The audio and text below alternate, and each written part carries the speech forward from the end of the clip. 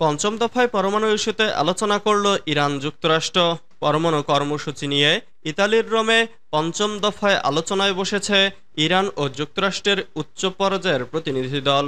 শুক্রবার ২৩ মে স্থানীয় সময় দুপুর ১টায় ওমানের মধ্যস্থতায় পঞ্চম দফায় এই আলোচনা হয়।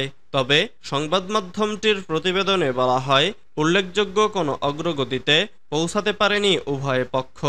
এর আগে ওমানের রাজধানী মাস্কাটে অনুষ্ঠিত শেষ বৈঠকটি তেহরানের ইউরেনিয়াম সমৃদ্ধকরণ নিয়ে মতবিরোধের মধ্য দিয়ে শেষ হয়েছিল। চলতি বছরের এপ্রিল থেকে শুরু হয় উভয় দেশের মধ্যকার সর্বোচ্চ পর্যায়ের এই আলোচনা। ২০১৫ সালের ঐতিহাসিক পরমাণু চুক্তি থেকে সরে যাওয়ার পর এবারই যুক্তরাষ্ট্রে বড় উদ্যোগ এটি। বিশেষ করে পরমাণু ইস্যুতে কোনো রকম ছাড় দিতে চাইছেন না ট্রাম্প প্রশাসন। অনেকটা বাধ্য করেই ইরানকে বসিয়েছে আলোচনার টেবিলে।